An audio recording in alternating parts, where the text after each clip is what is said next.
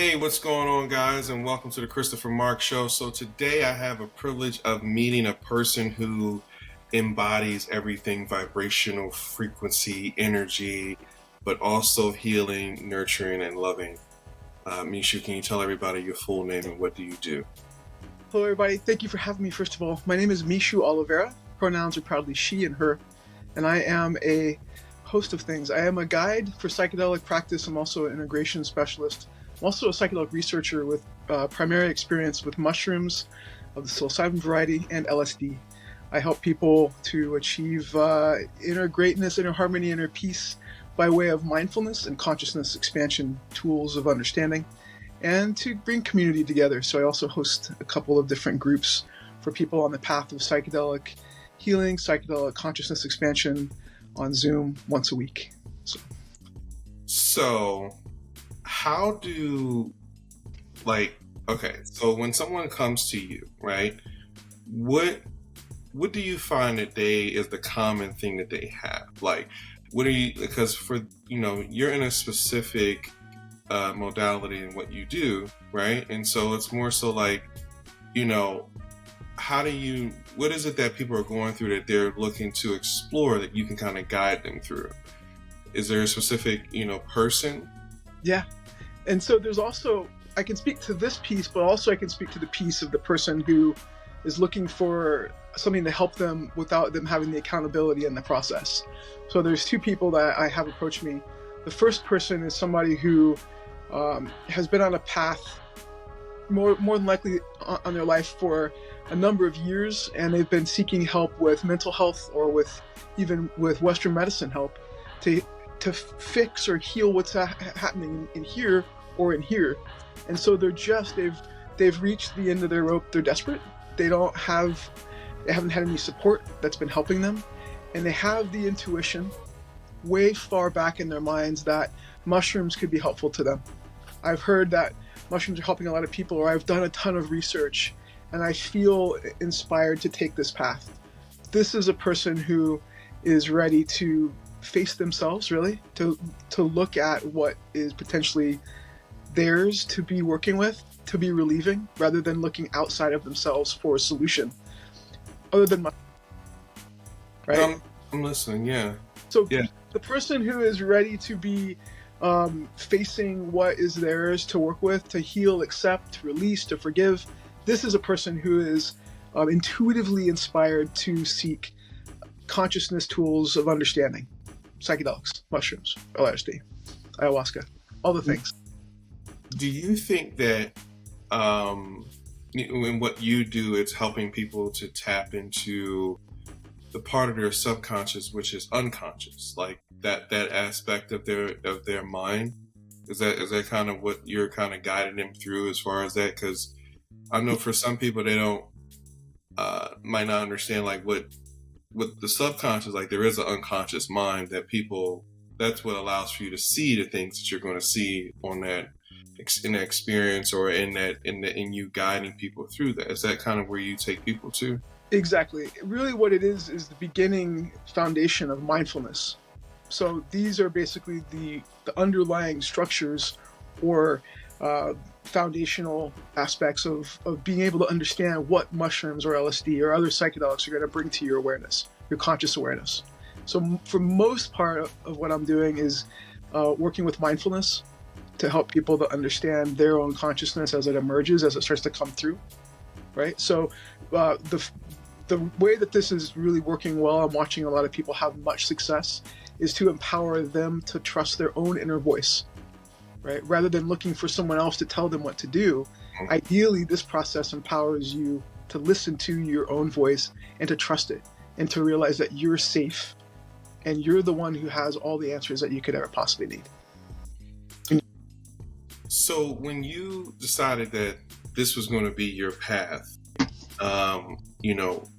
as far as guiding people through that, because this is not an easy thing to do. This is not something where you're like, okay, I'm gonna go buy some mushrooms from the store and I'll get started. This is not that. This is that level of And I think this is the other thing too. A lot of times people, when you get into light work or shadow work, you're getting into the aspects of a person that, you know, most people shy away from. And really, to be able to help people through that, you have to have, you know, kind of walk that path, is where it's like, okay, you have to kind of face your own darkness to be able to guide people through the dark, essentially. And so, you know, what would you say is the thing that, you know, that allowed for you to be able to do that? Like, to be able to say, okay, you know what, I'm at this place now in my life where I feel confident enough to guide people through this, because this is not something that people can just, you know, usually go and find. They have to find the right person who actually has the experience with it. This has been a path that I've been on for 8 years collectively with my personal self.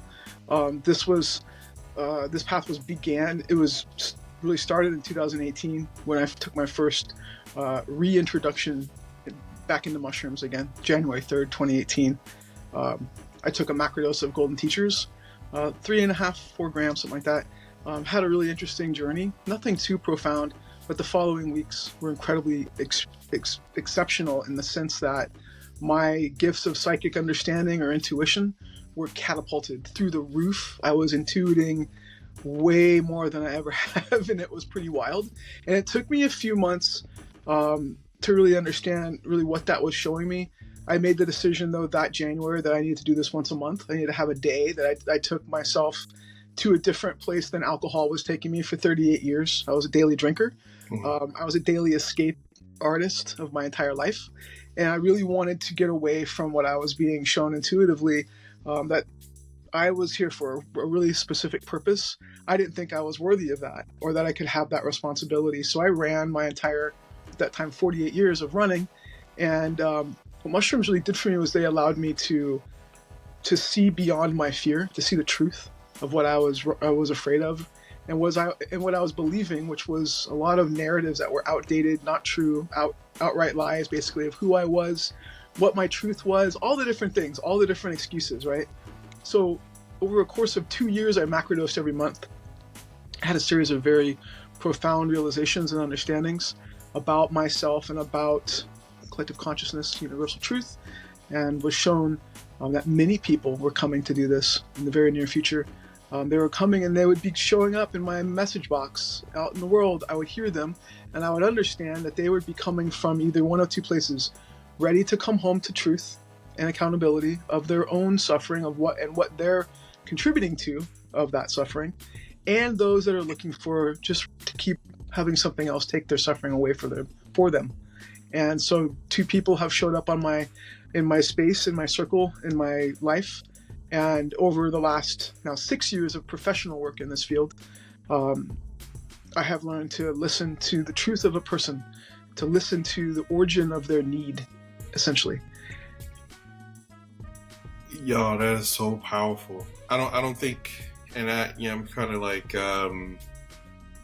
when you're going through that journey and transitioning from, okay, I'm connected to something higher than me, but the conscious mind is still trying to suppress it, and it suppresses it through sometimes through addiction, through things that we look for externally to say, okay, I can't deal with this, so let me try to put this down. And so what happens is that you go through this next stage where it's like you realize, okay, I can't keep doing this because this is not really doing anything. If anything, you need more of it, right? You know what I mean? So it's like you start here and you're like, okay, I just need this. Then you need more and more and more, and you're I'm not finding the answers in this because it feels empty, right? And so that going from that to being able to connect to things psychically, right? That's a powerful thing, because it's like being able to, and more intuitively, because now you're sensitive. And when I say you're sensitive, Misha know what I mean. She knows. You are Yeah. sensitive. You are crying for no reason. I've Yeah. cried at dog commercials. I you're in tune with every aspect of things. And most times when you're responding to things, either people are asking you, how do you know? Or to them they feel like you're crazy. But then they realize later on you were right, and they wanted to know, how did you know before anything ever happened? And I think that's a big thing. Like, to be able to do that it's a powerful thing. So I trust me, I totally get it.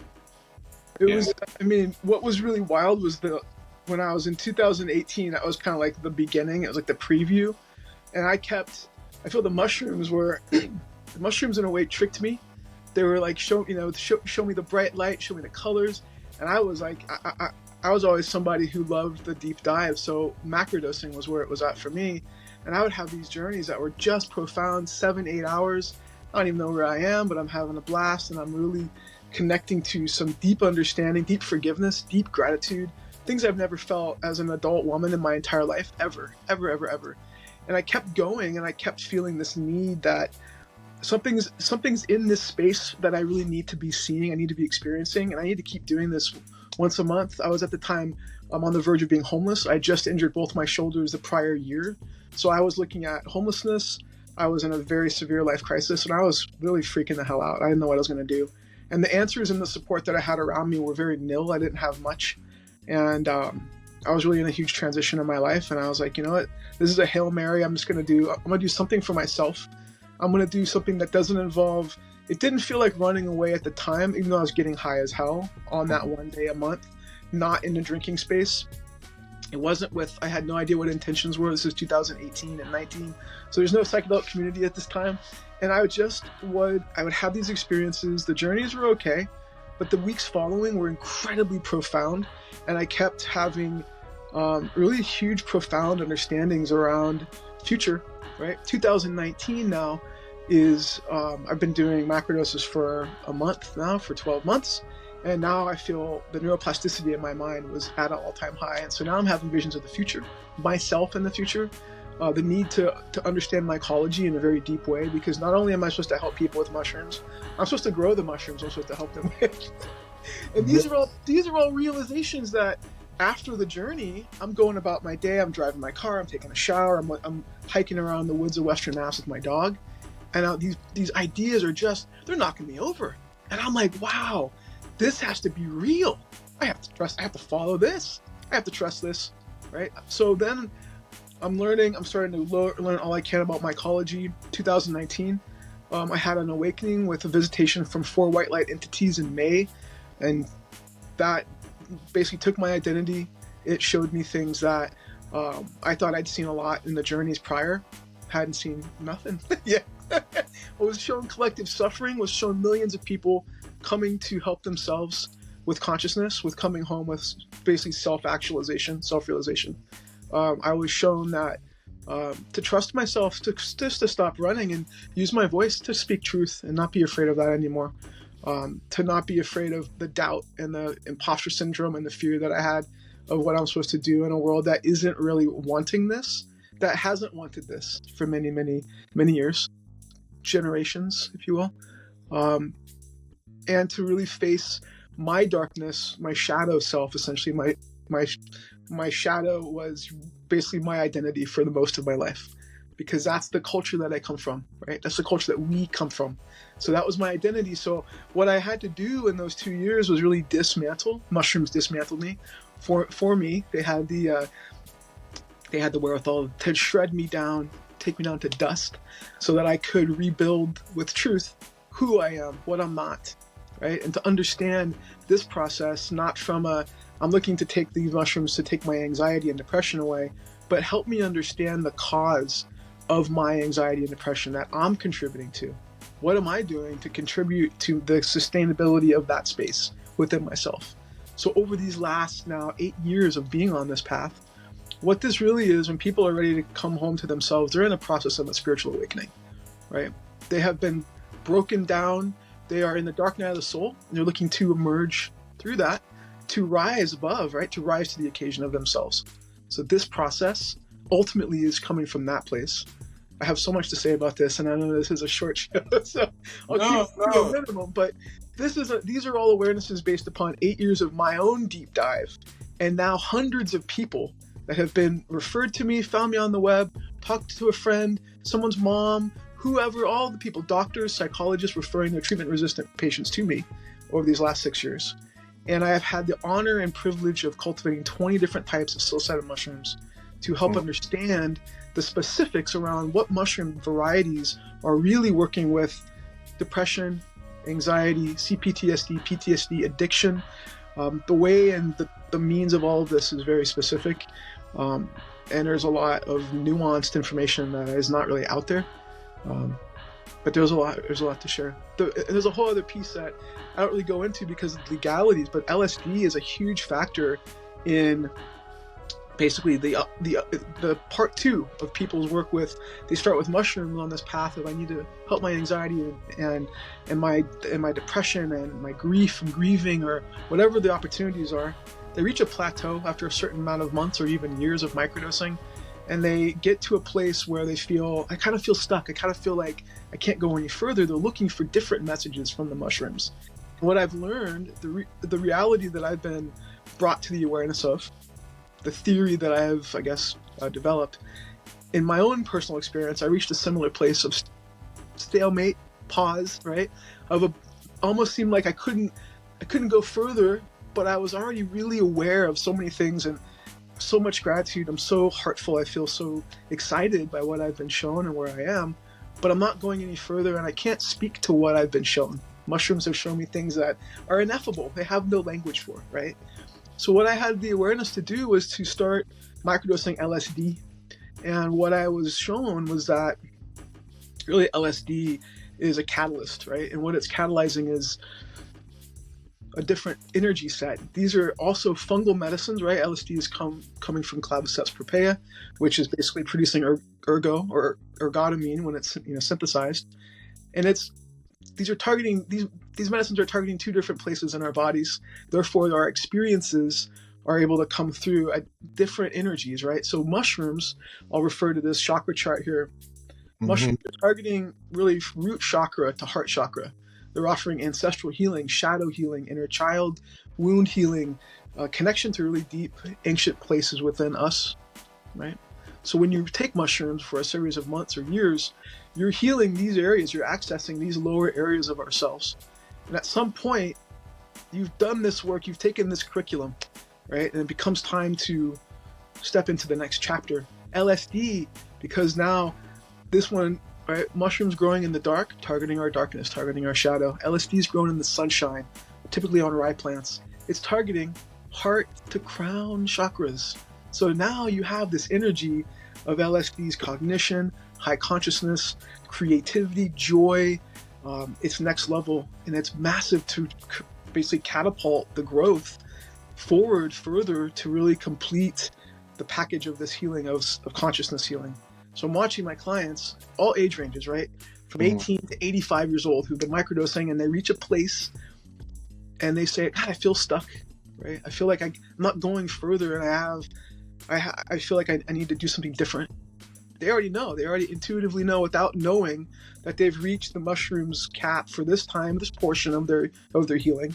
And now working with microdosing of LSD, this medicine is doing beautiful things for people that have reached that place of psychedelic stalemate, so to speak. And it's amazing to see. Myself, I've already had this, right? So naturally, with my clients, I'm telling them, this is a theory that I have. Would you like to try this experiment? Yeah, let's try it, please. I would love to see what it does. So sure enough, they are launching, articulating, creating, artists coming out of the 20-year hiatus, right? Older people that have put down the brush or the pencil or the writing of the keyboard, whatever it is, they've reached a place where they can't produce. They don't have the well has dried, so to speak, within themselves. the well is flowing now with the LSD piece. It is unbelievable. And I don't hear this conversation, so I try to understandably keep, I mean, this is stuff that's super important, but also our climate.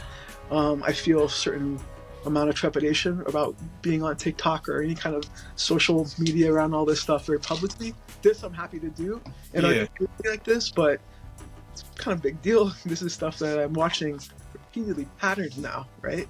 So yeah, it's I think that's the thing when you, I think that's the thing when you understand, like the different aspects that go along with healing, and it's more about understanding that where you are within your journey, right? Like some people are at a place where like you can tell with Michou, like she's very highly intelligent, so you could tell that like there is when you have a lot of mental energy, right? Then your energy, what happens is that your energy remains in the conscious state. And so it's harder to connect to your subconscious when your energy operates more in the conscious state. And so that's why it's like, when people, hear about things like LSD or shrooms or things like that, these things are like taboo. People are like, ooh. that they're super stigmatized. Yeah, they're like, ooh, okay. But what happens is that, that's the thing, that people, you have to have people that guide you on that. So it's not like a thing where it's like you can actually go out and do it. Some people just do it, casually and occasionally. But it's like, if you're on a journey and you are at a place where you say, okay, you know what? Like, I feel stuck. I feel stuck in everything that I'm doing. I feel stuck in who I am. I feel stuck in my emotions. And, a lot of times people may be going through depression, but it's really your mind decompressing from everything, life, like people, you feeling overwhelmed by things, you being sensitive to things. A lot of times people say, oh, well, I'm fine. I don't want to be emotional. I don't want to feel this and feel that. And so they'll find an addiction, or they'll find, and I always tell people, like, there's no need to sedate yourself. Mm-mm. Like, you have to go through this journey of facing yourself, and it's okay. You need people to guide you through that. Yeah. Because, you can't give yourself surgery. That's kind of how it is. It's like, you know what I mean? And so when you have,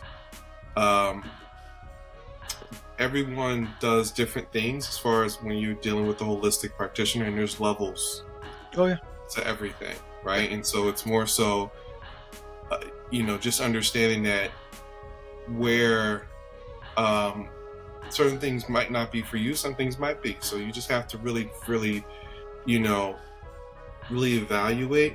And, people have someone to trust you and guide you. And she pretty much does that as far as like guiding and letting you know, okay, this works for you. I don't know. All right. You know what I mean? And I think that's the part where people, they find it to be taboo, but it's really you kind of letting them dictate where things are going. And that it's a choice. It's not like a thing where it's like, let me impose this upon you. You know? And I think that's the thing that's different. What's important too is that I find I really believe that there are people who should not take psychedelics. More people probably should not take psychedelics than should, if you're rooted in your belief systems and have no desire to change that. If you are someone who comes from the mindset that the way it was before is better than what's possible for the future, any kind of change is alarming and terrifying for you, certain people should not have the fabrics of their reality altered, because that's what they have, right? And so I'll be the first person to say we should not put psilocybin in the water system for the entire United States, just to be, unbeknowingly on mushrooms, right? That's not okay. Well, from an ethical standpoint, not okay. But secondly, There are people who don't need, who should not have their conscious constructs altered or shifted. They It's heavy. It's a thing where listen, I in my own personal journey, when you go through things in life, it changes your mindset. It literally does. It changes your whole entire mindset. And so, you can, this is the reason why I can understand everything she's talking about. Like every single aspect of what she's from. Because for me, it's different. It's like, I'm already kind of connected to things. So if anything, I'm always constantly descending because I'm like to connect to what's going on and what, like, the human side of the journey, Yes, this is where I've been this last year, because I had to come back. I had to come. You be up there, don't you? Like you. No, my wife was like, "Where are you going? Where are you going?" And she's like, "What? You need to take what you've learned and come back down to where the rest of us are. Yeah. The rest of the people that you're trying to help. You need to bring it back to earth somewhat, or a lot actually. And also, there's a reason for that though, because this is about duality. Yes. We're not trying to be better than everybody else. I'm not better than anybody. I'm here to help people. And what that means is that I had to put myself for 8 years on a path of crazy understanding, crazy experiences, breaking down, healing, purging, catharsis, basically, right? From the goo of the caterpillar into the butterfly, literally by all the forces of nature. But that's, if I stay wherever I'm at from some crazy enlightened place, then that language is lost to the rest of the people who actually need to understand it, who are looking for that. And so I'm here to literally stand beside the people that I'm helping, with them on the journey, not coming from a place where I'm way up here. I had to come back so that I could also enjoy my life and the things in my life. I was not able to enjoy anything. Yeah, and it's not necessarily about you being condescending. I think a lot of times people look at it from that perspective, like, oh, you're spiritually, like, you feel like you're better than everyone. No, it's you find when you reach your higher self. Yeah, this is where it is. You are like, I did not know myself all this time, but now you reach this place where you feel at home. Right. And you feel at peace. And so what happens is that you you start to realize slowly that, you know what, like, I really want to connect to people, but I also know at the end that what that journey entails. Yeah. Like the pain that they have to go through. Because you're guiding people through pain. You're not, when you're helping people, especially if you're doing real work, people don't like you. And the thing about it is that you have to be at a place where you're strong enough to handle that. And so a lot of times, like, when we're referring to as far as you being at a high state or a higher consciousness, you're at this state because you understand, okay, you're gathering information. Like, you're gathering so much information. You're gathering information that hasn't even happened yet. Yeah. And then when you meet people, you'll know, oh, I need to help you. I need to help you. Okay. But how do you know you need to help me? Trust me, I need to help you. How are you? And then they go through this stage of not understanding why. But when it's all said and done, they're like, oh my gosh, you changed my life. But it's more so, when you have that ability and that gift, it's a privilege. It's a privilege. It really, really is. I mean, yes, you have to go through a lot of ups and downs, like a lot of ups and downs, and a lot of pain and multiple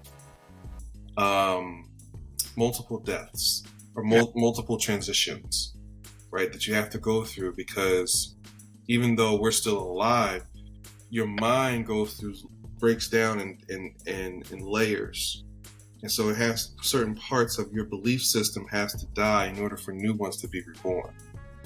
So it's a huge thing. Like, what, I admire you for what you do. I mean, I know that, what you do, kind of like, if people don't understand it, or because of how, how society looks upon it, because, you want people not to think, right? That's the whole objective of society today, is how do we get people not to think? And what you're saying is that we're not thinking enough. And we're not connected to the true thought process, not the thought process of what you receive just in knowledge, but the thought process you receive within vibrations and frequency, because that's where the true information is. Yeah, from here, from the heart, not from. Because culturally, I feel for a lot of people, the fear that they fear, they're feeling fear because I feel most people are operating from the shadow aspects of themselves. And when you're in a shadow state, your unintegrated shadow self or unintegrated traumas of your current life or what you've inherited ancestrally is basically dictating all of your actions, all of your reactions, how you go through the world. Are you fearful and think that everyone who's not like you or who doesn't believe like you is a threat? This is a shadow response from unintegrated shadow, right? Are you coming from a place of divinity? And by divinity, I mean your higher self or your conscious mind. Then everyone's your brother, sister, other. These are all relatives, family. These are people that are on a similar path as you. We're all on a similar path. It doesn't matter who you look like or what you're doing or what your beliefs are, but we're all here for the same purpose of healing and transmuting ancient suffering, ancient trauma. If we chose to come here, if we're all here right now, this was what we chose to be here for. To heal, to do what our ancestors weren't able to do, to take what they endured and to transmute that into helping other people rather than making it all about me and my suffering. Okay, but there's also thousands of people, millions of people that are trying to understand why they are miserable, why all the money that they've had still are unhappy, right? Why all the things of material possession they could possibly acquire, right? None of that is going to make you truly happy. It's just more stuff. And running and hiding, all of that is exhausting, and we don't need to do that, right? If we can face ourselves and our offerings, our opportunities.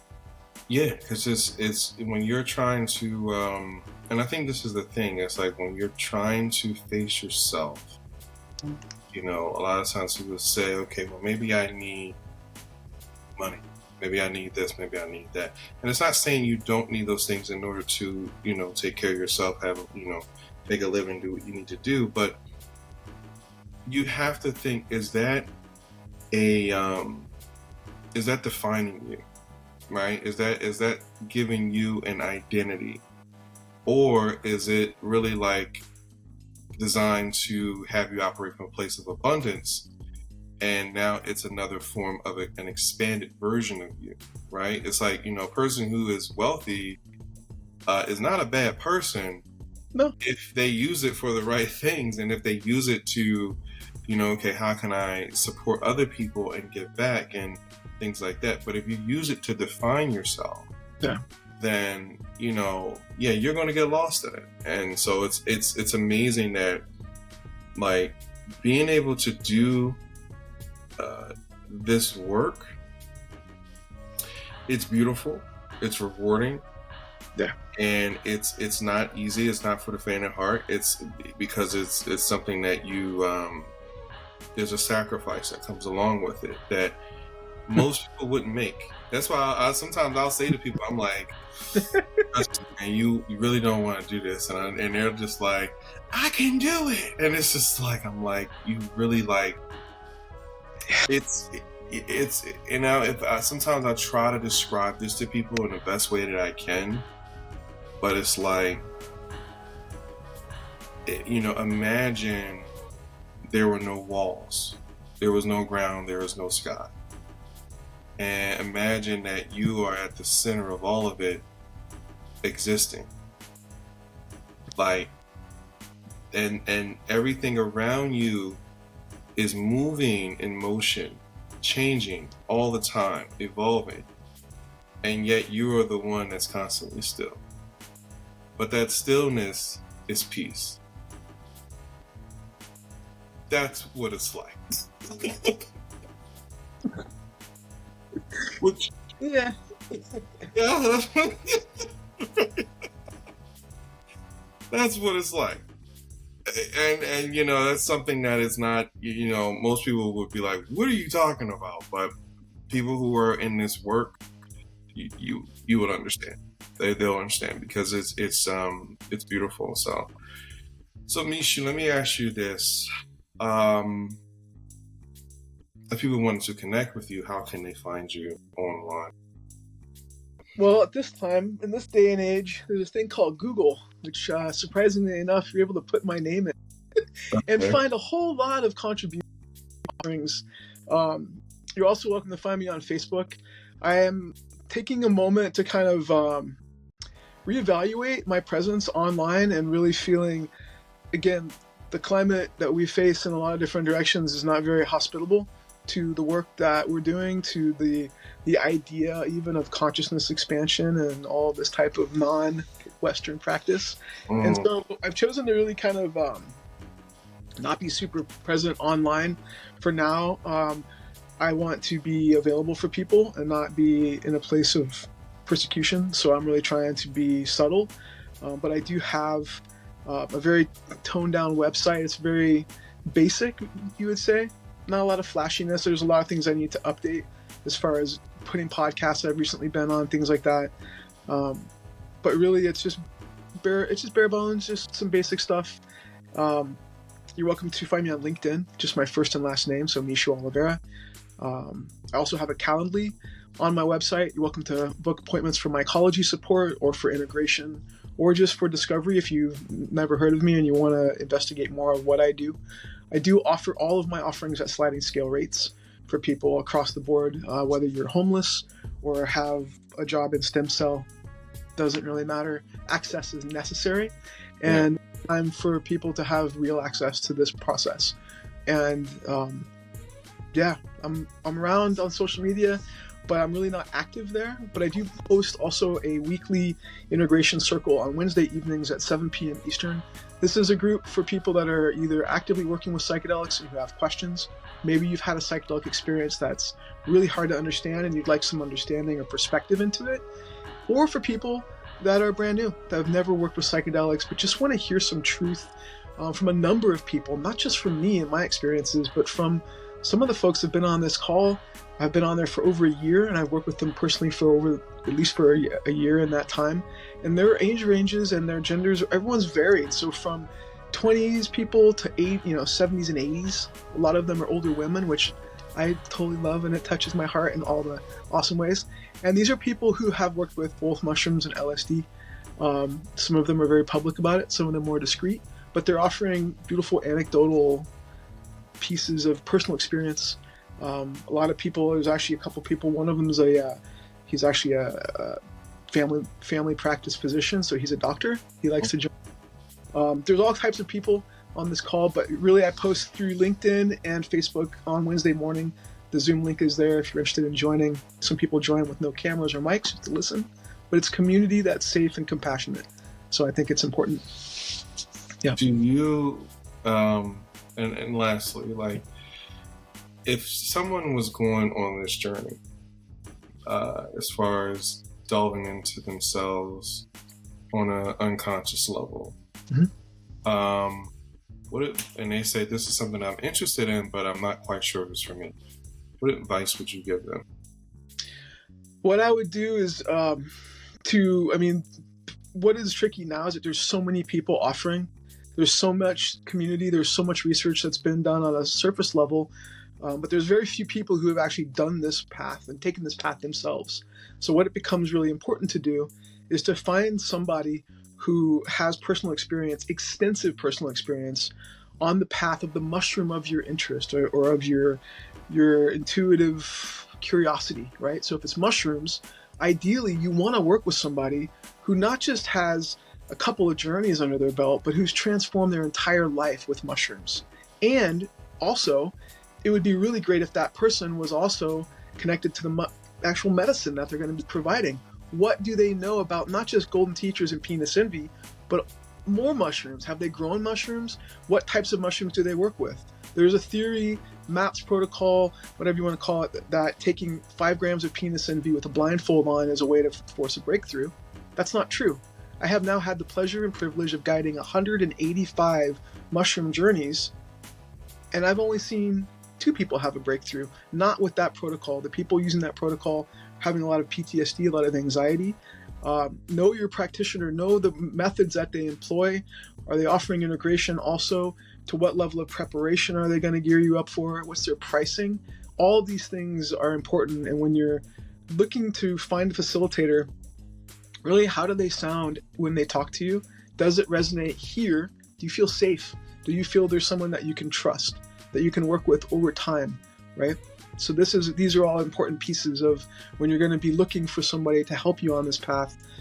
Find somebody who has the personal experience and who works with the medicine in a level that is very deep and understanding and very intelligent, so that they understand what's possible, right? And what's unsafe. It's necessary for this. Yeah.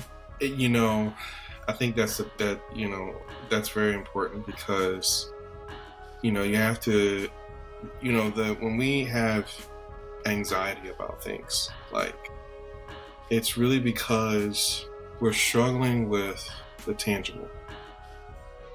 We're trying to control everything around us. Yeah. And those things are changing. Some things are being removed from us. Some things are, they're being taken from us. And so that anxiety comes from that need of control. And I think that the thing with this, with what Michou does, is that it helps you to understand and gain control over what matters, right? Because, what matters is you, like what's going on within you, because that's the thing that you can control. And eventually you will accept that things, they change, because we're in a universal flow, right? So things have to flow a certain way. And so sometimes we think that the things that we're having is for us. It's not. It's an experience. It's your experience within that thing. But now that thing that you've experienced has to become an experience for someone else. It's the reason why we break up, reason why relationships end, reason why things just happen in life, reason why we go through emotional and physical and spiritual transitions, because they're all experiences. And those experiences is a part of your own evolutionary path. So you just have to, be open and minded to everything that's going on. I mean, I think what you do is beautiful. I really do. And I admire you for that. Well, thank you. And I'd like to piggyback on that. And I know our time is growing short, but what I wanted to add to what you just said, which was really important and very, very, very, very deeply true, is also what this work is offering is the ability to understand what you don't need to respond to. When you have the ability of self-mastery or self-actualization, you're able to become the observer of your experience of life around you rather than the reactionary. You're able to reflect and gain wisdom on what is trying to teach you rather than being the victim of all the things in your life that are seemingly there and out to get you because you're bad or you're not worthy or whatever the story is that you have, whatever the narrative is. When we're working with consciousness, we're able to become very much engaged in understanding rather than succumbing to our circumstances, and to work with something basically called manifestation. Law of attraction is happening when you're able to observe your surroundings and what are they trying to show you and teach you. If you're learning from the lesson, you are catapulting your life, you're catapulting your mind, and your entire surroundings will change in amazing ways. What your life becomes is nothing less of a dream, and then the work becomes the self-worth to accept everything you've ever wanted in your life surrounding you, basically. Then that's becoming the work. Yeah, that's the part. That's the part. So this path is offering, if you're able to just have some humility, right, with yourself, some grace and some serious gratitude, there's much available for you surrounding you your entire life is a wealth of opportunity if you can change the perspective, right? Yeah, and even if things happen to you, and a lot of times people might say, "Why did this happen? Why did that happen?" Yeah. And I think the thing you have to, and it's not saying that those things, are easy, because it's not, because sometimes when you're on a journey or life happens to you, you are angry, you're upset, and you're wondering why. But then you reach a place where you realize that you're stronger, and you don't know why, because you were at a vulnerable state, you were at a fragile state, and you were at a place where you were getting ready to fall apart. But you don't know why you're stronger, but you are. And you realize your strength when you go to help someone else. I tell people all the time, they're like, when they come to me and they're like, oh, I'm on this journey, I'm trying to figure out where do I belong, my energy, things like that. And I'm like, okay, I got you. But then I help them to understand. I said, you're not gonna, they're still at a place where they're still dealing with that trauma. They're still dealing with like what they had to overcome. Yes, they're connected to now, things from a higher perspective, but it's still that tangible aspect of their conscious mind and their reality. Yeah. And I help them to understand. I said, the way you kind of go through that or help, work through that is by helping other people. I said, we are the doorways. Yes. We're the doorways to the versions of ourselves. I told her, I said, everyone's a representation of who you are, who you were, or who you're going to be. They're the mirror. So if you see them, yeah, it's okay. They're a doorway. Open the door. Open the door, because I guarantee you will walk away with something. Absolutely true. Even if it's not money, it can be spiritual, it can be emotional, it can be physical, because you receive a level of appreciation that no one could have given you, and I know a lot of y'all might look at this gift that that Michou has, that being able to do what she does, but it's like, that gift is a responsibility. Huge. It's a heavy responsibility. Ooh. And you have someone's not regular life, but just their existence, their value, their self-worth, their whole humanity is in your hands. And so, Michou, I appreciate you for everything you do. Thank you. It's not easy, as you said earlier. This is a very difficult path, but I wouldn't change anything in my life for anything, any amount of money or fame or whatever. I would not change a single thing that I've encountered these last 8 years. It has been the most brutal part of my life, but also the most amazing in the same breath. And helping others is the one thing that brings me back. Every morning I fly out of bed because there's an opportunity to help yet another person on this path. That's the best part of my day. If I can give somebody something back so that they can have a bit of ease in themselves and a bit of hope, a bit of faith. Yeah, and that's the thing. It's like, if you should not have regrets, because everything is, you're either, you're experiencing and you're learning so you can, you're learning so you can teach. Exactly. So it's not, don't have regrets. Yes, you might be like, oh, but I was such a horrible person. I think everyone was at some point. Yeah.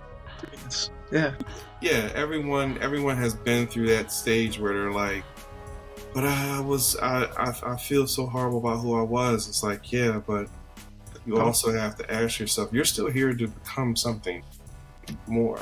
You're still here to let people know that they're not alone. And I think that's the key. At the end of the day, it's just so that people know that they're not alone. We have to experience what we experience so that we have something to teach from. I had to be a very masculine woman in the 80s and in the 70s when there was no community for us, and become all the things that I had to become so that I can now turn around and help hundreds of people with similar trials and tribulations: alcohol addiction, cannabis addiction, nicotine addiction, gender confusion for a moment, right? Because who am I? Am I supposed to be a man? Am I supposed to be, what the hell am I? There's no one like me out here, and I don't know, I don't feel comfortable like this. So I need to choose, right? I need to go one way or the other. No, you need to accept yourself as you are, and your package, right? Just accept and release what's not able to be made comfortable or made to be true for you, right? We're able to release as much as we hold on to and cling to. The suffering is in the attachment. So when we can let go of what doesn't serve us, we're freeing ourselves. The key to our prison is already with us. It's here. It's not outside of ourselves. Yeah, you are the key to your own happiness. You're the key to our own happiness, always. Or our own suffering, conversely, at the same time. Yeah, so, I tell people all the time, don't blame nobody. Don't do it. Because it's don't even blame yourself. You got to realize it's all an experience. Forgiveness.